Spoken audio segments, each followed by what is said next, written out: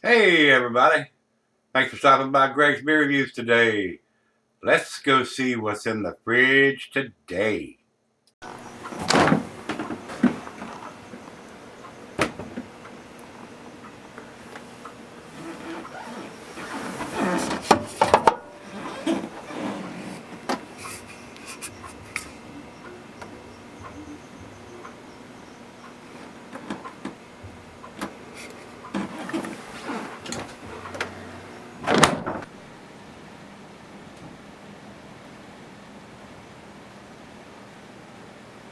Hey everybody, welcome to Gregsbeerreviews today. Thanks so much for stopping by. I do appreciate it. Guys, we're going to finish up the beer mile package that Noah sent me from Rogue. This is the Dead Guy Pale Ale, coming in at 5.5%, kind of sessionable there. 35 IBUs. Features Eldorado and Sabro hops to create a burst of tangerine and peach notes and a beer fit to raise the dead.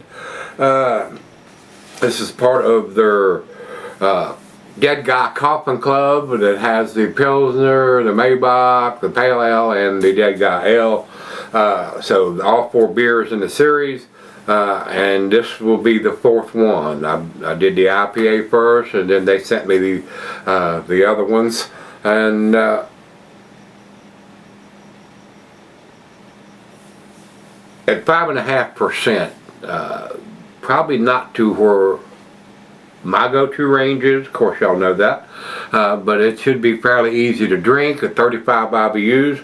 And they've used Eldorado and Sabro hops. Eldorado is a really nice hop. The Sabro I've had many times. We shall see how they pair together on the pale ale. So I'm hoping it's going to be super hoppy, because I'm a hophead, guys. I like them hoppy beers. Which reminds me, speaking of hoppy beers, I will have an announcement here in the next couple of days about some Treehouse beers. So stay tuned for that. There's going to be hopefully some Treehouse beers in my future, if all things come together as planned. So we shall see more on that later. But anyway, Dead Guy Pale Ale. This was put in the can on January 31st, 2023. And the commercial description on the back is the same thing I just read. So let's get this into the glass and see how hoppy this pale ale is. Very light in color. Doesn't appear to be too hazy or cloudy. Might have a slight chill haze, more like a West Coast style pale.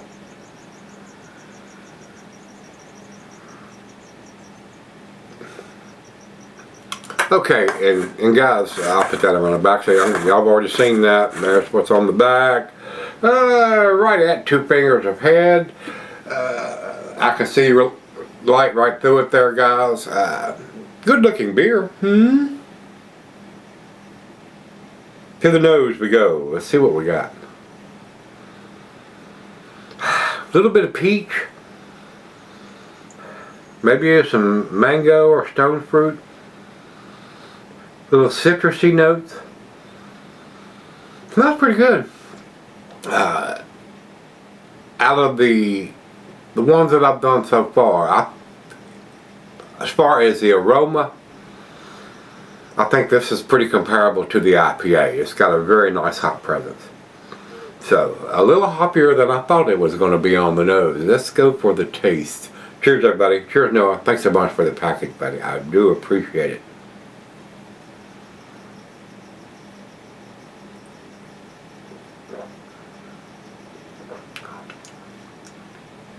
Very crisp.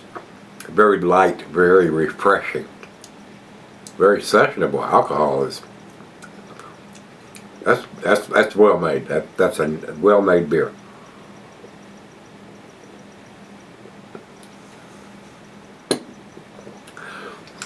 And to be honest about it, it has enough hop presence for this guy.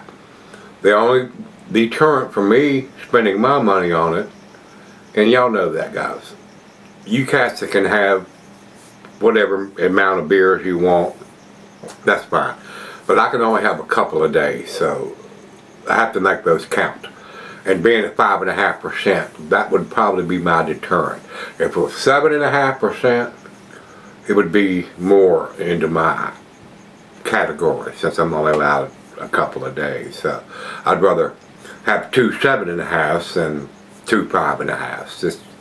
Just to get that effect, if you know what I mean, and I think you do. But anyway, well made.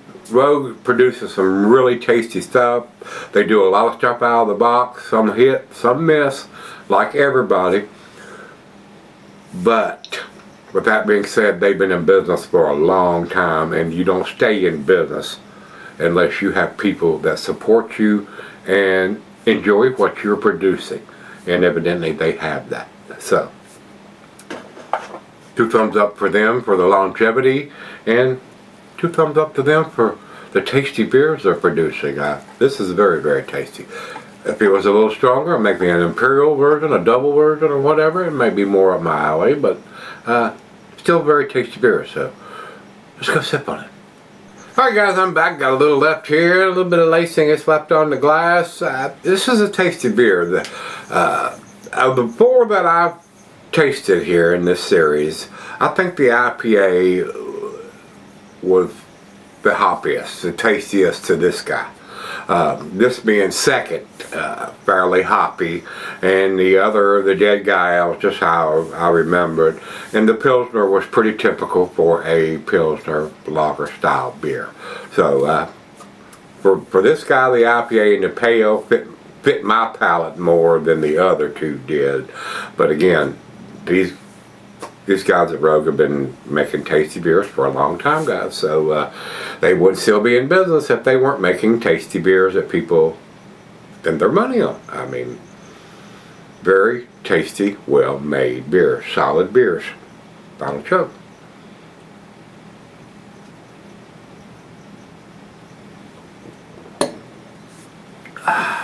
Dates on the bottom, ABVs on it. They tell you it's El Dorado and Sabro hop, IBUs. They're giving you all the information, guys. So again, I enjoyed it. I think it's worthy. A good transitional beer again, to get you into something a little bit more hoppy without blowing your pile out of your mouth if you're not used to those super hoppy IPAs and double IPAs. So nicely done. 88 again, seems to be a good consistent number for these Dead Guy series beers. So 88 for me. It's not even on Beer Advocate site. It's too new, and over on Untapped only 30 people have commented. I'm very surprised with the low amount of numbers, since these beers were canned at the end of January. So it's been over 30 days, closer to 45, and there's only 30 people. And this beer has a pretty big distribution. It used to. I don't know if it's still available here in Virginia. Like I said, I haven't looked or seen anything from these guys out here, so I don't know if they're still sending stuff up this way. They were available at one time, so I don't know. But anyway, if you've had Dead Guy Pale Ale, let me know what you think. I enjoyed it. So again, Noah, thanks for the beer mail package. I wish you much continued success with this Dead Guy series that you're putting together. Worthy beers. I enjoyed it. So thanks again, guys. We got a couple beers from Parai, where Brian and Krista has sent me, and we're going to do those next. So until we meet again, let's go see what's in the fridge.